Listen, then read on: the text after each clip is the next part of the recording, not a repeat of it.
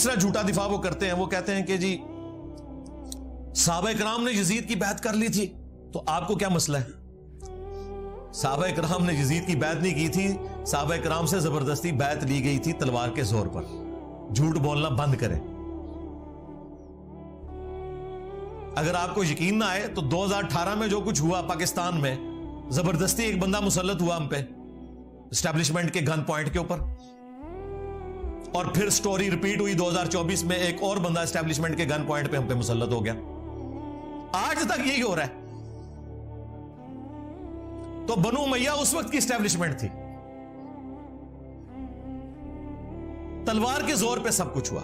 نہیں یقین آتا بخاری شریف کھول لیں، صحیح بخاری میں 4827 نمبر حدیث ہے، مروان بن حکم مدینے کے ممبر پہ مسجد نبوی پہ حضرت معاویہ رضی اللہ تعالیٰ عنہ کی طرف سے گورنر بن کے اناؤنسمنٹ کر رہا ہے خطبے میں کہ اللہ تعالیٰ نے امیر المومنین کو یہ بات سجھائی ہے، وہ امت کے وسیع تر مفاد میں، یعنی کہ اے میرے عزیز ہم وطنوں، وہ امت کے وسیع تر مفاد میں اپنے بعد اپنے بیٹے کو خلیفہ نامزد کرتے ہیں۔ یہ وہ تقریر کر رہا تھا۔ امام بخاری نے اگلے جملے نقل نہیں کیے، وہ بڑے سخت تھے، لیکن اس کے بعد جو کچھ ہوا وہ نقل کیا۔ وہ اگلے جملے کیا تھے وہ بعد میں بتاتا ہوں آپ کو۔ اگلے جملے جو امام بخاری نے نقل کیے وہ یہ تھے کہ وہاں حضرت ابو بکر کا بیٹا کھڑا ہوا اور اس نے کچھ بات وہاں پہ کہہ دی۔ وہ کیا بات کی وہ پھر امام بخاری نے سکپ کر دی۔ پھر اس سے اگلے جملے امام بخاری نے نقل کیے، جسے پتا چل گیا کہ وہ بات کوئی ایسی تھی کہ اسے آگ لگ گئی۔ مروان نے کہا گرفتار کرو اسے، پکڑ لو اس کو۔ وہ فوراً سے مسجد نبوی میں ایڈجسٹنٹ جو حجرہ عائشہ تھا، جہاں ان کی بہن موجود تھی، وہاں داخل ہو گئے۔ اور یہ پاکستان کے کیس میں جو سگا بھائی ہے نا، یہ وہ تھے، یعنی حضرت ابو بکر کی وہ بیوی جو حضرت عائشہ کی والدہ تھی، وہی ان کی بھی والدہ تھی، عبد الرحمن بن ابی بکر کی۔ یہ سگے بہن بھائی تھے۔ ان کے پاس چلے گئے۔ اب ظاہر مروان یہ کام نہیں کر سکتا تھا، مسلمانوں نے پھر احتجاج کرنا تھا کہ یہ کیا حرکت کر رہے ہو۔ باہر سے اس نے کہا اوے ابو بکر کے بیٹے، تیرے بارے میں قرآن میں آیت نازل ہوئی تھی نا کہ یہ کافر کہتا ہے کہ میرے ماں باپ جو مجھے یہ کہتے ہو کہ مرنے کے بعد دوبارہ زندہ کیا جاؤں گا، یہ اگلے لوگوں کی کہانی ہے۔ ابو بکر کے بیٹے کہ تیرے بارے میں قرآن میں آیت نازل ہوئی تھی۔ توبہ توبہ۔ یہ بنو امیہ کے خدمت گزار، یہ ہیں گستاخان خلفائے راشدین۔ جب اس نے یہ بات کی تو سیدہ عائشہ اندر تڑپ اٹھی۔ انہوں نے کہا اسکت، خاموش ہو جا، آل ابی بکر کے بارے میں کوئی قرآن کی آیت نازل نہیں ہوئی سوائے جو میری برات میں سورہ نور کی آیات نازل ہوئی تھی، جب مجھ پہ جھوٹی تہمت لگائی گئی۔ بخاری میں اتنا آتا ہے، المستدرک للحاکم میں اور المعجم الکبیر طبرانی میں اور باقی کتابوں میں اس روایت کی فلنگ ان دا بلینکس موجود ہے، جو اللہ کے فضل سے حافظ ابن کثیر نے سورۃ الاحقاف کی آیت نمبر 17 جو کوٹ کی تھی مروان نے غلط، اس کے کانٹیکسٹ میں وہ سارے ترک ایک جگہ جمع کر دیے، لہذا بریلوی دیوبندی اہل حدیث تینوں کو کوئی اعتراض نہیں ہوگا۔ وہ فل ان دا بلینک یہ تھی کہ اس وقت مروان نے یہ کہا کہ ابو بکر نے بھی تو عمر کو خلیفہ نامزد کیا تھا نا، تو حضرت معاویہ اپنے بیٹے یزید کو بنانا چاہتے ہیں۔ دیکھو کیا ان کی اینالوجی دیکھیں، تو وہ اس پہ حضرت ابو بکر کا بیٹا کھڑا ہوا تھا، کیونکہ ظاہر ہے اس نے کہا کہ بنانا تھا تو مجھے بناتے ہیں نا، مجھے تو نہیں بنایا، تو کون سی مشرق سے اٹھا کے مثال مغرب میں پھینک رہا ہے۔ اور جو کہا نا اس نے کچھ کہا امام بخاری نے، وہ یہاں ہے کہ انہوں نے کہا کہ تیرا امیر المومنین معاویہ سیدھی طرح کہہ ابو بکر اور عمر کے راستے پہ نہیں چل رہا، وہ کیسر و کسرا کے راستے پہ چل رہا ہے۔ اب یہ بہت بڑی گالی تھی ان کے لیے تو، کہ وہی جو ہے وہ بادشاہت آ گئی یہاں پہ۔ اس پہ پھر اس نے کہا پکڑو انہوں۔ اور حجرے میں اما عائشہ کے اور الفاظ تھے جو امام بخاری نے نقل نہیں کیے، وہ یہ تھے کہ مروان تیرے بارے میں نبی علیہ السلام نے فرمایا تھا کہ حکم پہ لعنت، اس کی اولاد پہ لعنت، تو اپنے باپ کی پشت میں تھا جب باپ بیٹا دونوں پہ اللہ کے نبی نے لعنت فرمائی تھی۔ مجھے بتائیں جب یہ والی صورتحال ہو کہ حضرت ابو بکر کے بیٹوں کو بھی اپنی جان بچانی پڑے تلوار کے زور پہ، اپنی وفات سے 4 سال پہلے ایک بندہ اپنے بیٹے یزید کے لیے بیعت لے رہا ہے، تو آپ یہ کہیں گے صحابہ نے بیعت کر لیے؟ کہتے ہیں جی ابن عمر نے بیعت کر لی تھی. ایون واقعہ ہررا کے بعد جب لوگ یزید کی بیعت توڑ رہے تھے تو وہ لوگوں کو جا کے سمجھاتے تھے. جی بخاری مسلم ہے, سرکار وہ ہمارے سٹوڈنٹس کو سمجھا رہے تھے. اگر ابن عمر اس زمانے میں سمجھا رہے تھے تو کسے سمجھا رہے تھے؟ اپنے لیول کے لوگوں کو, صحابہ اور تابعین کو. اور اس صحابی کا نام بھی آیا ہوا ہے, عبداللہ ابن مطیع رضی اللہ تعالیٰ عنہ, جنہوں نے کہا کہ اب کیا رہ گیا ہے, یزید کی بیعت توڑیں اہل مدینہ. تو ابن عمر ان کو ملنے کے لیے گئے اور کہا کہ میں تمہیں حدیث سنانے کے لیے آیا ہوں کہ جو خلیفہ وقت کی بیعت کے بغیر مرا وہ جاہلیت کی موت مرا. وہ کہتے ہیں جی ابن عمر نے چونکہ بیعت کر لی تھی, وہ بھی مجبوراً کی تھی انہوں نے, وہ جس طریقے سے کی تھی, انیشلی تو انکار کیا تھا. دوسرا, ابن عمر جب یہ بات کر رہے تھے تو وہ یہ بھول گئے کہ حضرت علی کی بیعت تو ابن عمر نے خود نہیں کی ہوئی تھی, تو اس وقت وہ جاہلیت پہ تھے. یہ لاجیکلی ان کی بات درست نہیں تھی, ورنہ تو خود اس فتوے کی زد میں آ رہے تھے. ہم تو عبداللہ ابن مطیع اور باقی لوگوں کے ساتھ ہیں, ابن عمر کا یہ موقف غلط تھا.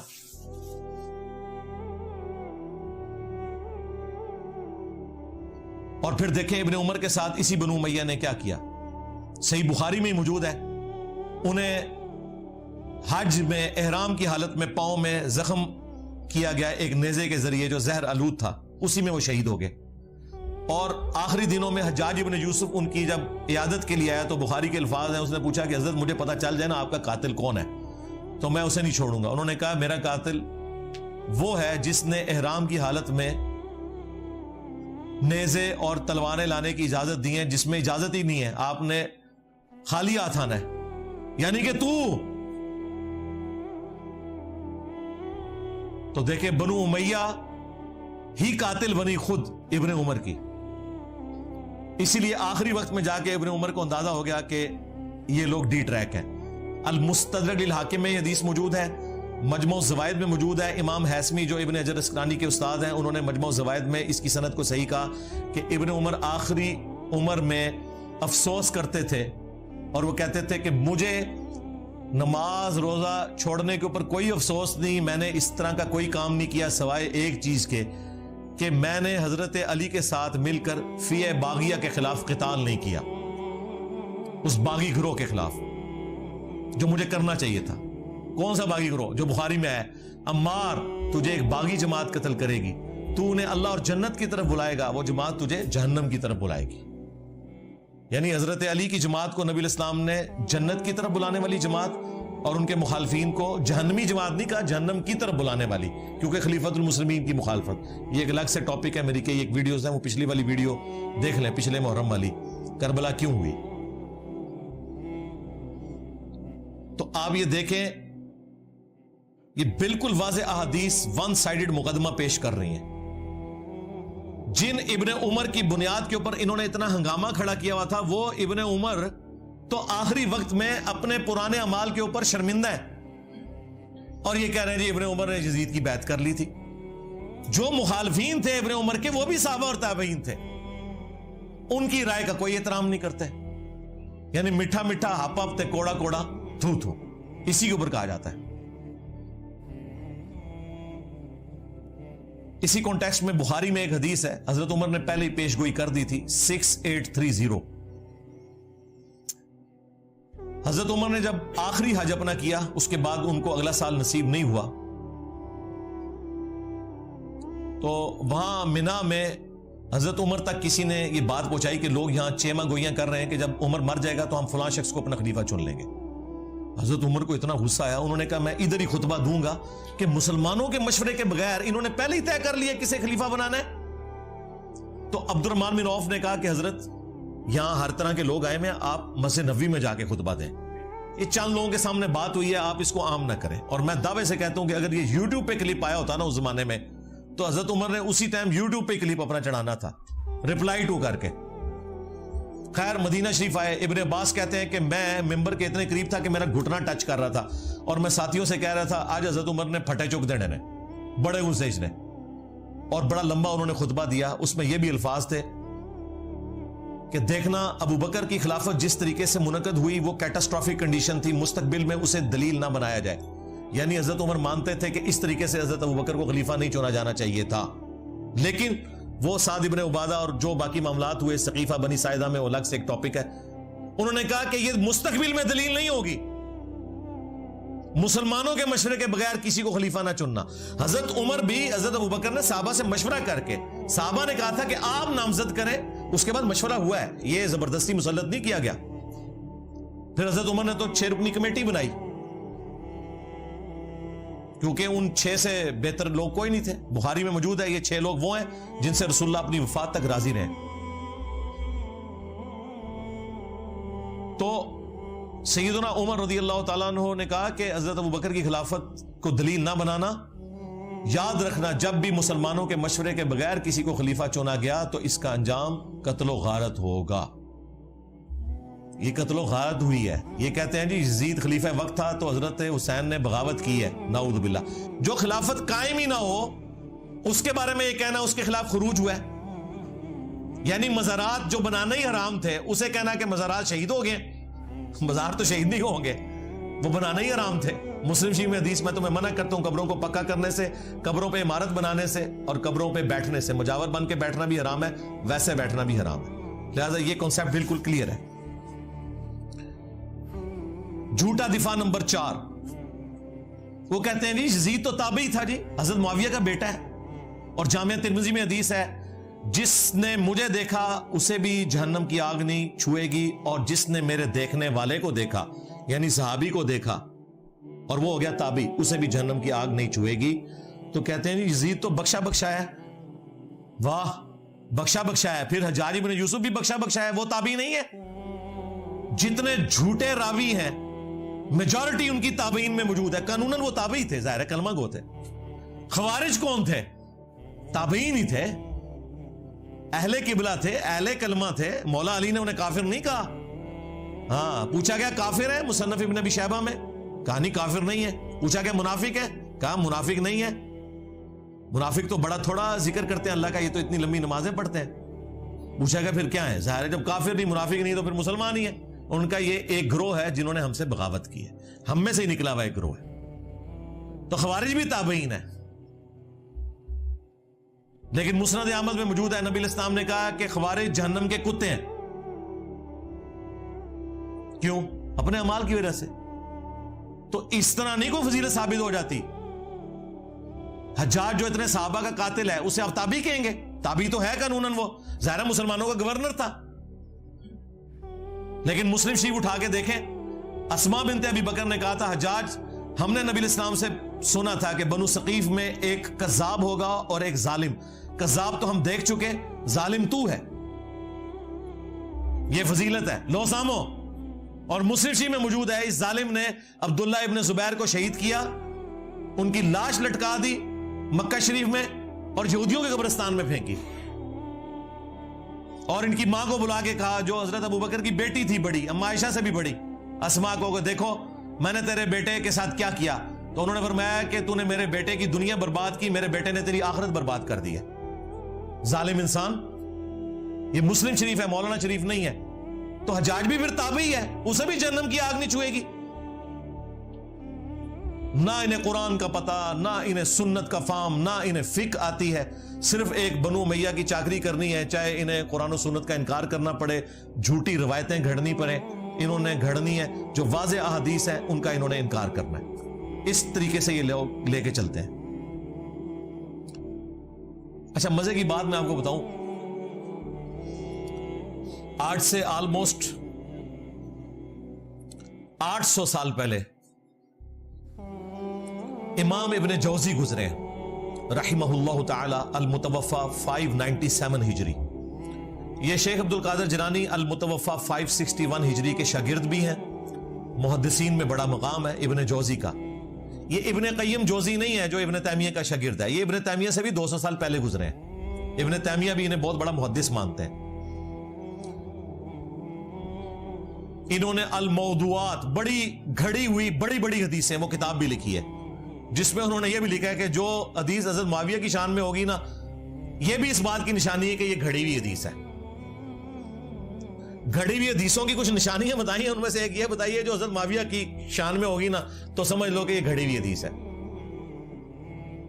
اب یہ بہت بڑے محدث ہیں۔ ان کے زمانے میں ایک ناسبی تھا عبد المغیث، اس نے یزید کے فضائل کے اوپر کوئی رسالہ لکھا، تو ابن جوزی غصے میں آئے, انہوں نے ایک کتاب لکھی جو کتاب محدثین کے ہاں اتھینٹک مانی جاتی ہے. ابن تیمیہ نے بھی اس کی تعریف کی ہے, ابن کثیر نے بھی کی ہے.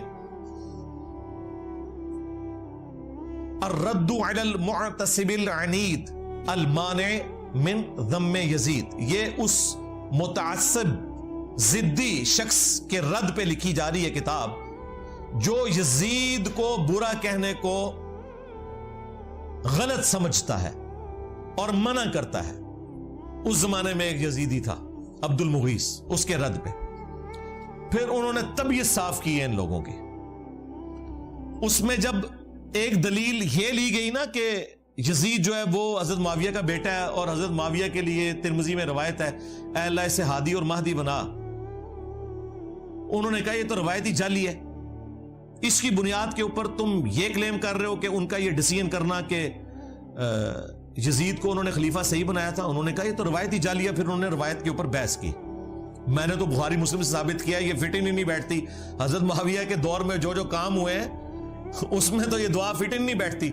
پھر انہوں نے کہا کہ اگر یہ حدیث کوئی صحیح بھی مانتا ہے تب بھی کوئی گارنٹی نہیں کہ نبی علیہ السلام کی یہ دعا قبول ہوئی ہو, کیونکہ نبی علیہ السلام کی کئی دعائیں اللہ نے واپس بھی کی ہیں. بخاری مسلم میں آئے آپ نے دعا کی تھی کہ میری امت آپس میں نہ لڑے, اللہ تعالیٰ نے واپس کر دی. انہوں نے کہا کیا گارنٹی ہے. پھر ابن جوزی نے اتنا سخت جملہ لکھا, انہوں نے کہا اس سے بڑی کیا دلیل ہے, اگر حضور کی یہ دعا حضرت معاویہ کے حق میں قبول ہوئی ہوتی بقول تمہارے, اگر یہ روایت ثابت ہے تو حضرت معاویہ جنگ صفین میں حضرت علی کے مقابلے پہ آتے. یہ عادی اور مادی ہونا ہے کہ خلیفہ وقت کے خلاف کھڑے ہو گئے, کڈا بڑا پٹکار مارا انہوں نے. پھر انہوں نے احمد بن حنبل کا قول بھی نقل کیا جب ان سے پوچھا گیا کہ یزید کے بارے میں آپ کا کیا موقف ہے. انہوں نے کہا یہ وہی ہے جس نے اہل مدینہ کے ساتھ جو کیا. پوچھا کیا کیا, کہا ان کا مال لوٹا, انہیں قتل کیا. تو شاگرد نے کہا صحابی کا بیٹا ہے حدیث لے لی جائے. انہوں نے کہا حدیث کیا, ایک حدیث بھی اس سے نہیں لینی. اسی لیے دیکھ لیں ذخیرہ حدیث میں صحابہ کرام کی اولاد کی حدیثیں موجود ہیں. حضرت معاویہ 40 سال تک حکمران رہے ہیں, 20 سال تک گورنر اور اگلے 20 سال مکمل طور پہ حکمرانی. بیچ میں ایک حضرت علی والا پیریڈ تھا, اس کے بعد 20 سال یہی حکمران رہے نا صلح حسن کے بعد. 40 سال جس کا باپ مسلمانوں کا حکمران رہا ہے اس کے بیٹے نے ایک حدیث بھی روایت نہیں کی ہے اور نہ محدثین نے اسے نقل کیا ہے, کیونکہ احمد بن حنبل کہتے ہیں اس سے کیا حدیث لوگے. پھر شاگرد نے پوچھا جب یہ یزید نے ظلم کیا اہل مدینہ کے ساتھ تو کون لوگ تھے ان کے ساتھ. ان کا اہل شام تھے جو ہم امیر شام کہتے ہیں, یہ شامی تھے, ایک صوبہ تھا جس نے یہ سارے کا سارا ہنگامہ برپا کیا. تو یہ کتاب اردو زبان میں ترجمہ ہو کے آ چکی ہے, ایک دیوبندی عالم ہے انہوں نے ترجمہ کیا, میں نے بارہا اس کتاب کا تعارف کروایا. اب نئی پرنٹنگ ہو کے یہ کتاب آ چکی ہے. ہماری ویب سائٹ پہ اس کا PDF بھی رکھا ہوا ہے, کسی نے PDF بنا دیا تھا تو ہم نے وہ اپلوڈ کر دیا, لیکن ہارڈ کاپی بھی آپ کے پاس ہونی چاہیے, وہ آپ منگوا سکتے ہیں. وہ کتاب کا ہم ٹائٹل پیج شیئر کروا دیں گے آپ کو. وہ کتاب پڑھنے سے تعلق رکھتی ہے, اس میں اور کئی چیزیں ہیں جو آپ کے لیے انشاءاللہ اس حوالے سے بینیفیشری ہوں گی. اچھا اسی حوالے سے نا یہ بیچ میں ایک چوہا چھوڑ دیتے ہیں کہ جی اگر حضرت معاویہ نے اپنے بیٹے کو بنا دیا تو کیا ہوا, حضرت علی نے بھی تو اپنے بیٹے کو بنایا تھا. بالکل جھوٹ, حضرت علی نے کوئی اپنے بیٹے کو نہیں بنایا. مسند ابی یعلا میں, المستدرک للحاکم میں اور کتابوں میں موجود ہے. لوگوں نے حضرت علی کو کہا کیونکہ زخم لگنے کے بعد وہ کچھ دن زندہ رہے کہ آپ اپنا خلیفہ کسی کو نامزد کریں. انہوں نے کہا میں تمہیں ویسے ہی چھوڑ کے جاؤں گا جس طرح نبی علیہ السلام چھوڑ کے گئے تھے, تم اپنا خلیفہ خود چنو گے. اور یہ ظالم کہتے ہیں کہ حضرت علی نے حسن ابن علی کو اپنے بعد خلیفہ نامزد کیا. وہ صحابہ کرام نے مشورے سے چنا تھا. اس حوالے سے شیخ البانی نے ایک روایت لی ہے کہ میری امت کا پہلا شخص جو میری سنت کو بدلے گا وہ بنو امیہ سے ہوگا. اور شیخ البانی نے ساتھ پتہ کیا لکھا, یہ وہ شخص ہوگا جو خلافت کو ملوکیت بنا دے گا. تو دیکھ لیں پھر بنو امیہ کا پہلا شخص جس نے خلافت کو ملوکیت بنایا وہ کون ہے. حضرت ابوبکر بنو تیم سے, بنو امیہ سے نہیں. حضرت عمر بنو عدی سے, بنو امیہ سے نہیں ہے. حضرت عثمان بنو امیہ سے ہیں لیکن انہوں نے اپنے بیٹے کو نہیں بنایا. اس کے بعد حضرت علی بنو ہاشم سے ہیں. اس کے بعد حسن ابن علی کے 6 مہینے. پھر حضرت معاویہ رضی اللہ تعالیٰ عنہ بنو امیہ سے ہیں, انہوں نے اپنے بیٹے کو بنایا. جی بنایا, وہ ہم آپ کو پہلے بتا چکے ہیں. تو شیخ البانی جو محدث اعظم سعودیہ تھے, اس دور کا امام بخاری ان کو مانتے ہیں, اہل حدیث بھی اور دیوبند بھی. اور بریلوی بھی وقت آنے پہ انہیں کوٹ کر دیتے ہیں. انہوں نے اشارتاً کہا کہ یہ وہ شخص ہوگا جو خلافت کو ملوکیت میں بدل دے گا, میری امت میں پہلا شخص جو میری سنت کو بدلے گا.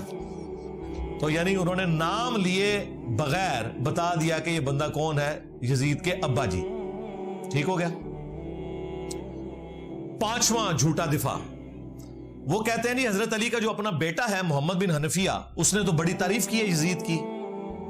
ہم پوچھتے ہیں کہاں لکھا ہوا ہے؟ کہتے ہیں تاریخ میں لکھا ہوا ہے. تاریخ میں اگر 5% باتیں یزید اور ان کے والد کے حق میں ہے نا, تو 95% ان کے خلاف ہیں, بلکہ ایمان ثابت کرنا بھی مشکل ہو جائے گا اگر تاریخ تبری کے حوالے ہم نے پیش کیے تو. حدیث سے بات کرو. جی حدیث میں تو اس طرح کی کوئی بات نہیں, آپ کو پتہ ہے ہماری باتیں حدیثوں میں تو نہیں نکلتی. جی ہمیں پتہ ہے, یہی تو ہم رونا رو رہے ہیں, لیکن وہ تاریخ میں تو ہے. جی ہم کہتے ہیں وہ جو تاریخ تم پیش کر رہے ہو وہی پوری پڑھ کے بتا دو. ابن کثیر نے نقل کی ہے یہ مردود روایت, لیکن یہ روایت پوری نہیں پڑھ سکتے, وہ ان کے گاٹے فٹ ہو جائے گی. اس روایت میں پتا کیا ہے؟ عبداللہ ابن مطیع صحابی محمد بن حنفیہ کے پاس آتے ہیں جو تابعی ہیں, جو حضرت علی کے بیٹے ہیں حنفیہ نامی عورت سے. انہیں آگے کہتے ہیں کہ حضرت آپ کا بھائی حسین شہید ہو گیا, یزید حکمران بن گیا, آپ کیوں نہیں قیام کرتے؟ تو ساتھ ہی کہا کہ اہل مدینہ میں سے کچھ لوگ شام سے آئے ہیں, انہوں نے یزید کو اس حال میں پایا ہے کہ وہ تارک الصلاح ہے, وہ شراب پیتا ہے اور کتاب و سنت سے تجاوز کرتا ہے. تو محمد بن حنفیہ نے کہا کہ نہیں, میں تو جتنا عرصہ یزید کے پاس رہا ہوں میں نے تو اسے نماز کا پابند پایا ہے اور سنت کا عامل پایا ہے. تو انہوں نے کہا حضرت وہ جتنے دن آپ رہے ہیں نا ادھر, اتنے دن اس نے آپ کو دکھانے کے لیے سب کچھ ایکٹنگ کی ہے, اصل میں تو وہ شرابی ہے, تارک الصلاح ہے اور کتاب و سنت کو پائمال کرنے والا ہے. اب یہ پوری روایت تھی, انہوں نے آدھی لے لی کہ محمد بن حنفیہ نے کہا میں اسے نماز کا پابند پاتا ہوں, جبکہ صحابی کہہ رہا ہے کہ وہ شرابی ہے, تارک الصلاح ہے, کتاب و سنت کا مذاق اڑاتا ہے. اب مجھے بتائیں صحابی اور تابعی کی بات ٹکرائے تو کس کی بات مانی جائے گی؟ انہوں نے آدھی روایت نقل کی. اسی لیے ہمارے جو استاد تھے شیخ زبیر صاحب, انہوں نے فتاوی علمیہ میں باقاعدہ اس روایت کو ڈسکس کر کے کہا کہ اگر اس روایت کو تم صحیح مانو گے نا, پھر ماننا پڑے گا کہ یزید نماز بھی نہیں پڑھتا تھا, وہ شرابی بھی تھا اور کتاب و سنت کو توڑتا تھا, اس کے احکامات سے تجاوز کرتا تھا. بہتر یہ ہے کہ اس روایت سے جان چھڑا لو. انہوں نے کہا میرے نزدیک یہ پوری روایت ثابت ہی نہیں ہے, کیونکہ اگر روایت لینی ہے پھر پوری لینی ہے, آدھی تو نہیں لینی. سند تو ایک ہے اور وہ مردود سند ہے. یہ جناب جو انہوں نے ایک رٹ لگائی تھی کہ محمد بن حنفیہ نے تعریف کر دی, لو سامو اور پوری تعریف بیان کرو, پھر پتہ چلے گا صحابی کرتے ہو, صحابی کو تو تم نے چھوڑ دیا. جھوٹا دفاع نمبر 6, وہ کہتے ہیں نہیں حضرت حسین کو تو کوفیوں نے مار دیا تھا, خود ہی شیعہ علی نے مار دیا تھا, ایم یزید کے متھے مار دیا. واہ واہ, بالکل کوفیوں نے مارا تھا, لیکن وہ کوفی کون تھے؟ جو اہل شام کے انڈر تھے. یہاں پہ بھی جو کچھ ہوتا ہے نا, جب گورنمنٹ ایک ہو تو بات آتی ہے پنجاب پولیس نے یہ کیا. بھئی پنجاب پولیس وفاقی حکومت کے انڈر آتی ہے, اگر اچھا کام کرے گی تو وفاقی حکومت کے کھاتے میں ڈلے گا, برا کرے گی تو وفاقی حکومت کے کھاتے میں. وہاں پہ بھی کوفہ ایک صوبہ تھا شام کی حکومت کا. کوفی وہ تھے جو 22,000 کا لشکر لے کے آئے تھے کربلا میں, وہ کوفی تھے لیکن اس گورنمنٹ کے انڈر تھے. یہ وہ کوفی نہیں تھے جنہوں نے خطوط لکھے تھے, وہ تو صحابہ اور تابعین تھے. سلمان ابن سرد جن کی حدیث ہے بخاری اور مسلم میں, نبی علیہ السلام نے 2 بندوں کو لڑتے ہوئے دیکھا اور کہا میں ایک کلمہ ایسا جانتا ہوں یہ پڑھ لیں تو شیطان ان سے دور ہو جائے گا, ان کا غصہ ٹھنڈا ہو جائے گا, اعوذ باللہ من الشیطان الرجیم. یہ جو بخاری مسلم کی حدیث ہے اس کے راوی ہیں سلمان ابن سرد. یہ مین بندہ تھا جنہوں نے حضرت حسین کو کہا کہ وہ بڑا مر گیا اور اپنے بعد ایک چھوٹا چھوڑ گیا, اور جو لفظ انہوں نے استعمال کیا نا وہ استعمال کیا جو موسیٰ کے مخالف کے لیے ہم استعمال کرتے ہیں کہ ایک بڑے والا مر گیا اور اپنے بعد ایک چھوٹا چھوڑ گیا اپنی جگہ. اتنے سخت الفاظ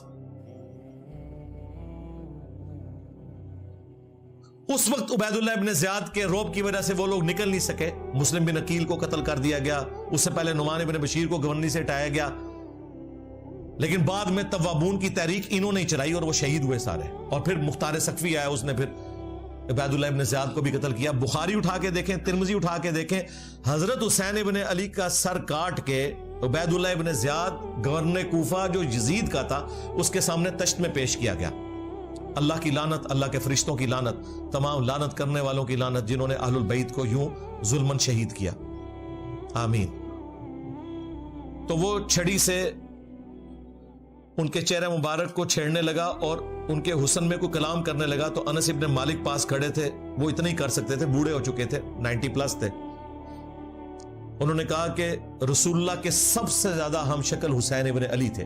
یہ بخاری کے الفاظ ہیں. اسی حدیث میں امام بخاری نے لکھا ہے برأس الحسین علیہ السلام, حسین علیہ السلام کا سر مبارک, علیہ السلام لکھا ہے. مولوی نے عربی میں علیہ السلام لکھا تھا, اردو میں ترجمہ رضی اللہ عنہ کر دیا, نکال ہی دیا. عربی میں لکھا ہوا ہے, آپ کھول کے دیکھ لیں, مکتبۃ الشاملہ میں بھی, اسلام 360 میں بھی عربی میں لکھا ہوا ہے, اردو میں رضی اللہ عنہ لکھا ہوا ہے. اور جب زید بھائی مجھے ملنے آئے نا, میں نے کہا یہ دیکھ لیں, انہیں یقین ہی نہیں آیا. کہتے یار یہ انہوں نے کیا ہوا ہے. میں نے کہا یہ اچھا ہے, اس کو چینج کرنے کی ضرورت نہیں ہے, ہم نے بتانا ہے بعد میں بھی کہ کیا کام ڈالتے ہیں. انہوں نے دارالاسلام والوں سے اٹھایا تھا, میں نے کہا اسی طرح ہی رہنے دیں تاکہ ہم دکھا سکیں بعد میں. sunna.com بہت بڑی ویب سائٹ ہے جس پہ حدیث کی کتابیں ہیں. عربی میں علیہ السلام لکھا ہے, اردو میں رضی اللہ عنہ لکھا ہوا ہے, ایک فرقہ وارانہ اس چیز کو دھڑاڑ کو قائم رکھنے کے لیے.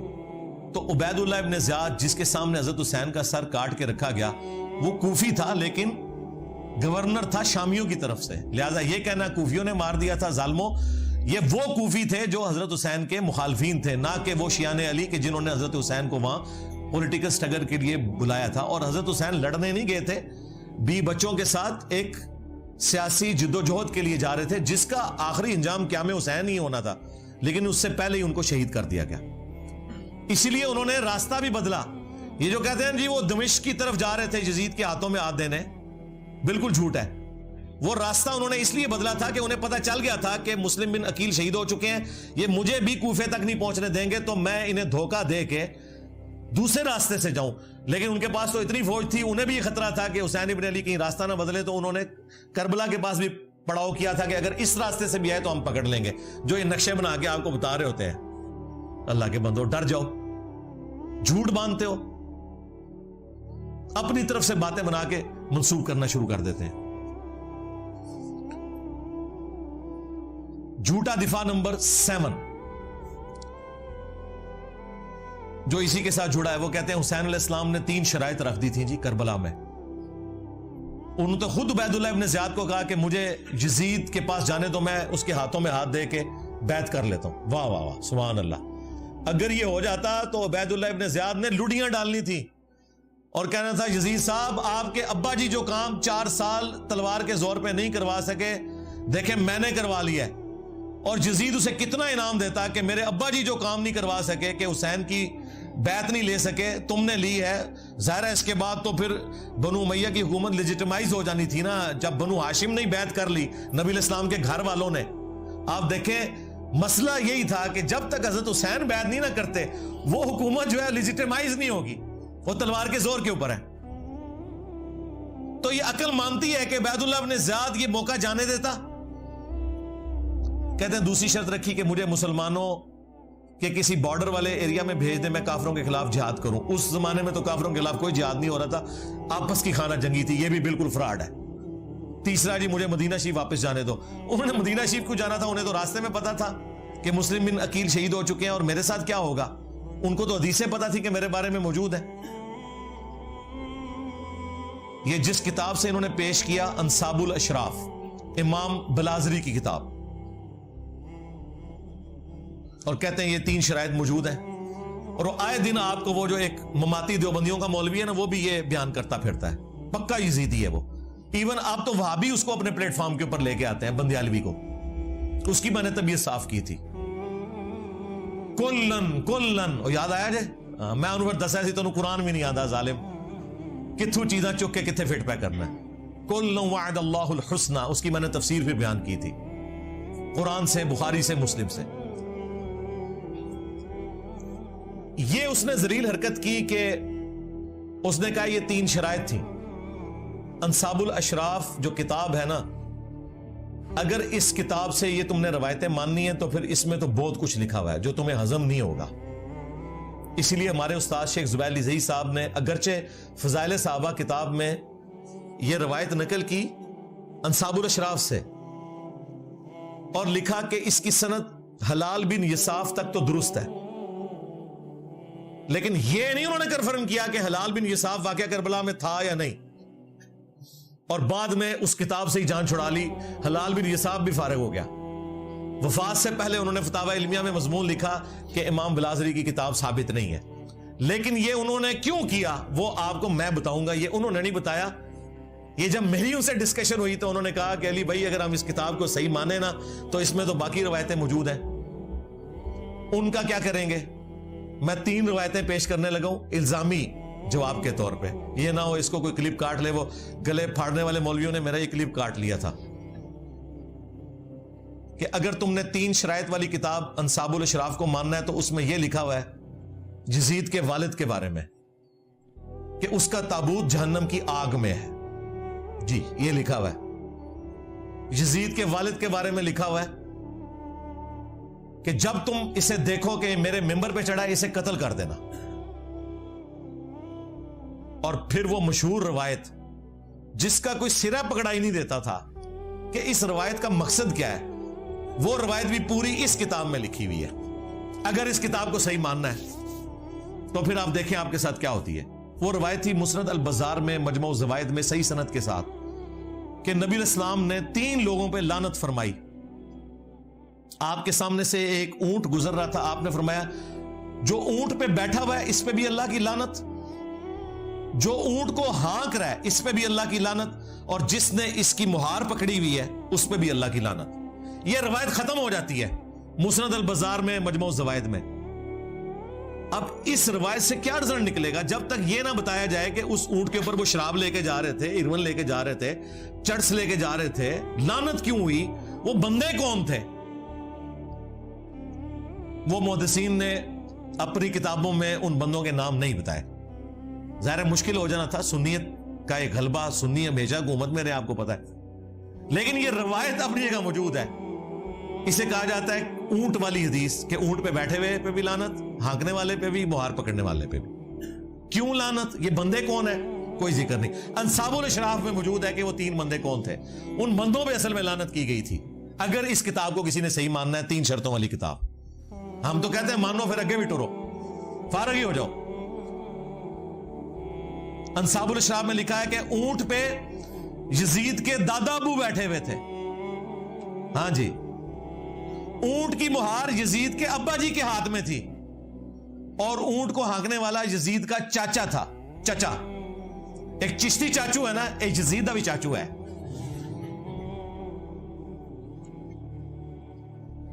تو اب یہ 3 نام میں نے اس لیے نہیں بتایا کہ وہ پھر کلپ کو کاٹیں گے. میں نے آپ کو اشارتاً بتا دیا کہ اونٹ پہ یزید کا دادا بیٹھا ہوا تھا، مہار اس کے ابے کے ہاتھ میں تھی، اور ہانکنے والا چاچا تھا. نام آپ سب کو پتا ہے، ورنہ ہمارے سٹوڈنٹس کمنٹس میں خود لکھ دیں گے 3 بندوں کے نام. اس روایت کو پھر صحیح مانو گے؟ اسی لیے شیخ زبیر صاحب نے کہا یہ کتاب امام بلازری سے ثابت ہی نہیں، جان ہی چھڑا لی. بالکل ٹھیک کیا. آمدہ کوئی 3 شرائط والی بات کرے، اسے کہو 3 شرائط والی بات کرو گے تو 3 ملعون لوگوں کا ذکر ہم کریں گے. ہاں، وہاں 3 شرائط، یہاں 3 وہ لوگ جن پہ اللہ کے نبی نے لعنت فرمائی ہے. پھر ظاہر ہے یہ پیرلل میں آئے گا. اور صرف لعنت نہیں کہا کہ یزید کے باپ کا تابوت جہنم کی آگ میں ہے، یزید کے باپ کو جب ممبر پہ دیکھو تو اسے قتل کر دینا. یہ ساری روایتیں بتائیں گے. لہذا بہتر یہ ہے کہ انصاب الاشراف سے جان چھڑا لیں. ہمارے نزدیک بھی ہمارے استاد کا موقف ٹھیک ہے.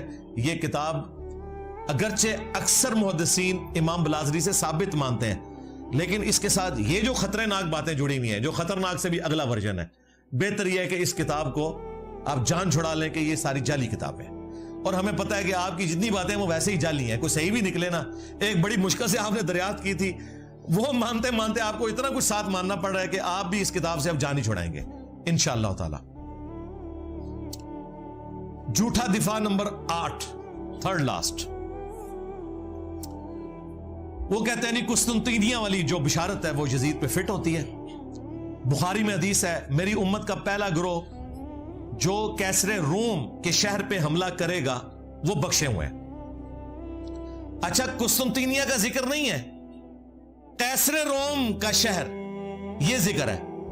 اور کیسر روم کا شہر نبی الاسلام کے زمانے میں حمص تھا. وہ تو بعد میں وہ بھاگ کے قسطنطنیہ چلا گیا جان بچانے کے لیے جب اسے نظر آیا کہ مسلمانوں کی فوجیں وہاں تک پہنچ جائیں گی. تو اگر اس کو مانا جائے تو یہ بشارت ابو عبیدہ ابن جرح رضی اللہ تعالیٰ عنہ پہ فٹ ہوتی ہے. اور اگر قسطنطنیہ کو آپ نے ماننا ہے تب بھی ذکر ہے پہلا لشکر. پہلا لشکر, کوئی بھی لشکر نہیں. قسطنطنیہ پہ تو درجنوں حملے ہوئے ہیں. پہلا لشکر کون سا تھا؟ وہ کہتے ہیں بخاری میں لکھا ہے کہ ابو ایوب انصاری رضی اللہ تعالیٰ عنہ اس لشکر میں شریک تھے, وہ فوت ہوئے اور یزید نے ان کا جنازہ پڑھایا. تو ثابت ہو گیا یزید جنتی ہے. ہم کہتے ہیں یہ ثابت ہوا, یہ کہاں سے ثابت ہوا کہ وہ پہلا لشکر تھا؟ اس میں تو نہیں لکھا ہوا پہلا لشکر. ہم آپ کو بتاتے ہیں وہ پہلا لشکر نہیں تھا, وہ 7واں لشکر تھا. اگر 2 لشکر بھی گئے ہو نا تب بھی وہ پہلا نہیں ہے, وہ بعد والا ہے. پہلا لشکر وہ ہے جو سنن ابی داؤد میں موجود ہے. ایک صحابی کہتے ہیں ہم قسطنطنیہ پہ حملے کے لیے جب گئے ہمارے لشکر کے امیر عبد الرحمن بن خالد بن ولید تھے, حضرت خالد بن ولید کے بیٹے, یزید نہیں تھا. اور ابو ایوب انصاری بھی ہمارے ساتھ تھے. انہوں نے ہمیں ایک آیت کی تفسیر سمجھائی. اور پھر ابو ایوب انصاری قسطنطنیہ کے تمام حملوں میں شریک ہوتے رہے حتیٰ کہ ایک حملے کے دوران وہ فوت ہوئے اور وہیں پہ دفن ہوئے. آج بھی ان کا مزار موجود ہے ترکیے میں. اب وہ مسلمانوں کے پاس ہے نا, استنبول. تو ابو داؤد میں یہ حدیث موجود ہے کہ اس وقت جو لشکر گیا تھا اس کے امیر کون تھے؟ خالد ابن ولید کا بیٹا. اور اس کے بعد مسلسل وہ شریک ہوتے رہے حتیٰ کہ ایک حملے میں وہ فوت ہوئے. تو جس میں فوت ہوئے وہ تو بعد میں ہوگا نا, جس میں زندہ تھے وہ پہلے. تو اگر 2 بھی ہوتے تو پھر بھی وہ دوسرا ہے. ویسے یہ 7واں ہے. اور یہ جو میں بتا رہا ہوں یہ بھی پہلا نہیں ہے, اس سے بھی پہلے منذر بن زبیر لے کے گئے. وہ شیخ زبیر صاحب کے شاگرد ہیں, عبداللہ جابر دامانوی صاحب. انہوں نے پوری کتاب لکھی ہے, ہماری ویب سائٹ پہ رکھی ہوئی ہے کہ قسطنطنیہ پہ پہلا حملہ کس نے کیا تھا. بہرحال یہ تو نہیں بنتا, یہ انہوں نے پکڑا ہوا تھا. اور جگہ جگہ یہی وہ چیز ہے جو ابن تیمیہ نے سب سے پہلے چوہا چھوڑا, اسی کو لے کے پھر بعد کے لوگ چلے. حتیٰ کہ ڈاکٹر ذاکر نائک نے بھی جو یزید کو رضی اللہ عنہ کہا اور جنت کی لشکر والی بشارت اس کے اوپر فٹ کر کے تو خاری کمائی. میں نے اسی وقت ان کے خلاف ویڈیو ریکارڈ کروائی تھی اور ان کی علمی اصلاح کی کوشش کی تھی. باقی جو ان کی علمی خدمات ہیں وہ اپنی جگہ, لیکن یہ ان سے بہت بڑا بلنڈر ہوا ہے اور دعوت حق کو نقصان ہوا ہے ان کے اس ایٹیچیوڈ کی وجہ سے. تو میں نے ان کو کہا تھا یار ابن تیمیہ کی تقلید چھوڑو, میں نے بخاری اور ابو داؤد سے ثابت کیا ہے کہ وہ پہلا لشکر نہیں تھا. اور یہ ہمارے استاد شیخ زبیر صاحب نے پہلی دفعہ جرأت کی الحدیث رسالے میں, یہ پورا تحقیقی مضمون لکھا. پھر ہمارے جو دوسرے استاد تھے مولانا اسحاق صاحب, انہوں نے باقاعدہ اپنے جمعے کے خطبے میں شیخ زبیر صاحب کی تعریف کی اور انہوں نے کہا اس وقت ان سے بڑا کوئی محدث نہیں ہے. اب تو اہل حدیثوں کو اپنے گھر کی خبر پتہ چل گئی ہے کہ ان کے اپنے بڑے محدث نے بھی بتا دیا کہ یہ ابن تیمیہ نے غلط بشارت فٹ کی تھی, ڈاکٹر ذاکر نائک نے غلط فٹ کی تھی. احادیث کی روشنی میں قسطنطنیہ کا وہ والا لشکر جو پہلا لشکر تھا جس کے لیے بشارت تھی اس میں یہ شامل ہی نہیں تھا.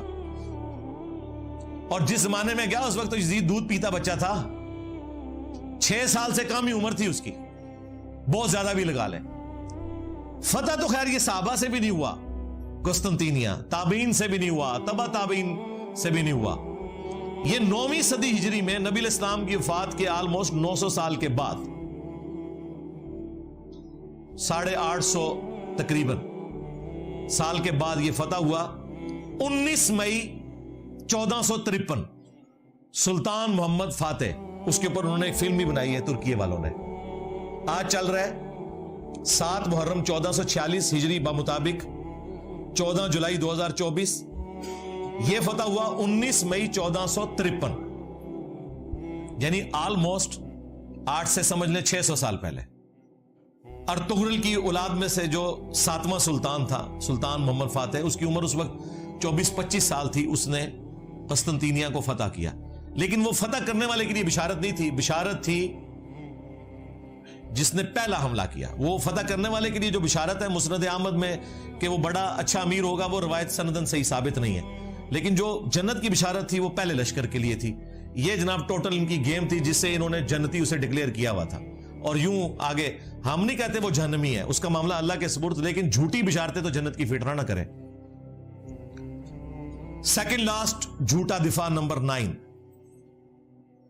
کہتے ہیں جی اللہ تعالیٰ چاہے تو یزید کو بخش بھی سکتا ہے. دیکھیں کیسے غیر محسوس طریقے سے اس کی جھوٹی وکالت کرتے ہیں. کہتے ہیں جی آپ کو کیا تکلیف ہے؟ ہمیں کوئی تکلیف نہیں بھائی, ہم تو کہتے ہیں سارے بخشے جائیں, کوئی مسئلہ نہیں. یہ اللہ کا اپنے بندوں کے ساتھ معاملہ ہے, ہمارے ساتھ کوئی اس کا معاملہ نہیں ہے.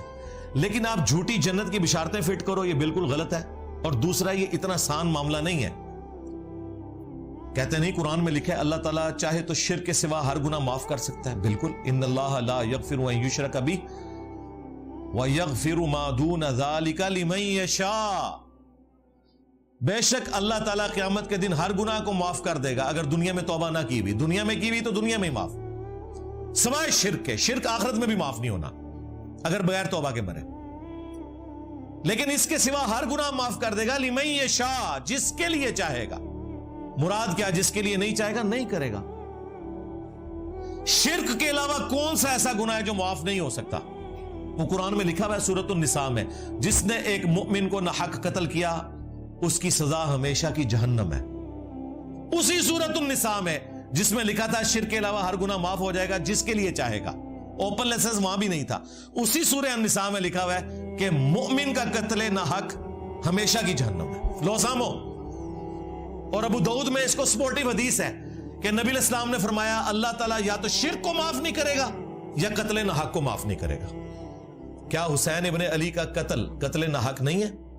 کیا یزید نے قاتلین حسین سے بدلہ لیا, کوئی سزا دی؟ بالکل نہیں. اس کے جواب میں پتہ کیا کہتے ہیں؟ حضرت علی نے حضرت عثمان کے قاتلین سے بدلہ لیا. یہ بالکل مثال غلط ہے, کیونکہ حضرت عثمان حضرت علی کے دور میں تو شہید ہی نہیں ہوئے, وہ تو اپنے گورنروں کی وجہ سے شہید ہوئے اپنے دور خلافت میں خود. اس پہ میری تفصیلی ویڈیو دیکھ لیں حضرت عثمان کیوں شہید ہوئے. انہوں نے آپ کو ایک جعلی بات بتائی تھی, عبداللہ بن سبا تھا جس نے سارے صحابہ کو نعوذ باللہ گمراہ کر دیا, جس کا نام بخاری سے لے کے ابن ماجہ تک دنیا کی کسی حدیث کی کتاب میں جو مین کتابیں ہیں نام بھی نہ آئے. عبداللہ بن سبا یہ حضرت علی کے دور میں آیا تھا جسے حضرت علی نے قتل کروایا. حضرت عثمان کے ساتھ کوئی لینا دینا نہیں تھا. حضرت عثمان کی شہادت تو بنو امیہ کے گورنروں کی وجہ سے ہوئی, جو بخاری مسلم میں موجود ہے. وہ آج ٹاپک نہیں, پچھلے دنوں جب ایک بریلوی نما رافضی نے حضرت عثمان کی توہین کی تو میں نے تفصیلی ویڈیو ریکارڈ کروائی تھی حضرت عثمان کیوں شہید ہوئے, وہ آپ دیکھ لیں. وہ بخاری مسلم سے میں نے ثابت کیا, بنو امیہ کی لکھی ہوئی تاریخ سے نہیں, نہ صلاح الدین یوسف نے جو جھوٹ لکھے ہوئے ہیں اس کی بنیاد کے اوپر, بخاری مسلم سے ثابت کیا. تو یہ بالکل غلط اینالوجی ہے. حضرت عثمان حضرت علی کے دور میں شہید نہیں ہوئے, لیکن حضرت حسین ابن علی حضرت معاویہ رضی اللہ تعالیٰ عنہ کے بیٹے یزید ابن معاویہ جس کی آپ جھوٹی وکالت کرتے ہیں اس کے دور ملوکیت میں شہید ہوئے ہیں. ویسے تو آپ کہتے ہیں, حضرت عمر کہتے ہیں میرے دور حکومت میں اگر کوئی کتا بھی مر جائے فرات کے کنارے تو میں جواب دے ہوں, اور فرات کے کنارے حسین ابن علی شہید ہو جائیں تو وہ جواب دہ نہیں ہے اس وقت کا حکمران. مسند احمد میں حدیث ہے مولا علی جنگ صفین سے واپسی پہ نہروان جاتے ہوئے جب نینوا نامی جگہ سے فرات کے کنارے گزرے تو کہا اصبر یا ابا عبداللہ, اے ابو عبداللہ صبر کرنا صبر کرنا صبر کرنا. تو وہ ساتھ جو غلام تھا اس نے کہا آپ کس سے باتیں کر رہے ہیں؟ تو اپنے تخیل میں آپ بات کر رہے تھے, اپنے دکھ کا اظہار کر رہے تھے. تو ابو عبداللہ حضرت حسین کی کنیت تھی, وہ ان کو مخاطب کر رہے تھے. پھر انہوں نے کہا کہ میں ایک دن نبی علیہ السلام کے پاس حاضر ہوا اس حال میں کہ حضور نے حسین کو اپنے ہاتھوں میں اٹھایا ہوا ہے, آپ کی آنکھوں سے مسلسل آنسو جاری ہیں. میں نے کہا میرے ماں باپ آپ پہ قربان, آپ کو کس نے غمگین کر دیا؟ تو آپ نے فرمایا ابھی ابھی حضرت جبرائیل علیہ السلام آئے تھے, انہوں نے مجھے خبر دی کہ آپ کے اس بیٹے کو جس سے آپ اتنا پیار کر رہے ہیں آپ کی امت پیاسا فرات کے کنارے شہید کر دے گی, تو میں اپنے جذبات پہ قابو نہیں رکھ سکا. پھر میرے کہنے پر حضرت جبرائیل نے ہاتھ مار کر کربلا کی سرخ مٹی بھی مجھے لا کر دکھائی. تو نبی علیہ السلام کو حضرت حسین کی پیدائش کے ساتھ بتا دیا گیا تھا. حضرت حسین کو بھی پتا تھا میں نے کربلا میں مظلوماً شہید ہونا ہے. یہ کوئی چھپی ہوئی بات نہیں تھی, یہ اوپن سیکرٹ تھا. پھر حضور کی وفات کے 50 سال بعد جب 61 ہجری میں یہ واقعہ ہوا تو مسند احمد میں موجود ہے, عبداللہ ابن عباس نے ایک خواب دیکھا. یہ کسی وہابی کا خواب نہیں ہے, کسی بریلوی کا خواب نہیں, دیوبندی کا نہیں, یہ صحابی کا ہے جو نبی اسلام کی شکل کو پہچانتا ہے, جس کے لیے گارنٹی ہے کہ اس شکل میں شیطان نہیں آ سکتا. دوپہر کے وقت کہتے ہیں میں نے دیکھا نبی اسلام کے بال بکھرے میں گرد آلود ہیں, ہاتھ میں خون کی ایک شیشی ہے. میں نے کہا یا رسول اللہ میرے ماں باپ قربان, آپ کی یہ حالت کس نے کر دی؟ تو نبی اسلام نے کہا کہ میں صبح سے حسین اس کے ساتھیوں کا خون جمع کر رہا ہوں کربلا میں. یہ ایک تمثیلاً ایک خواب دکھایا گیا, یہ نہیں کہ نبی اسلام وہاں پہ موجود تھے, یہ تمثیلاً ہے. کہتے ہیں میں گھبرا کے اٹھا, میں نے وہ تاریخ اور دن نوٹ کیا اور کتنے عرصے بعد خبر آئی, کیونکہ اس زمانے میں میڈیا تو نہیں تھا, کہ 10 محرم الحرام 61 ہجری میں حسین ابن علی کو ان کے ساتھیوں سمیت کربلا میں شہید کیا گیا. نبی الاسلام اپنی وفات کے بعد بھی تمثیل کے طور پہ اللہ تعالیٰ نے دکھایا کہ حضور کا دل دکھا ہوا ہے جو کچھ حسین ابن علی کے ساتھ ہوا.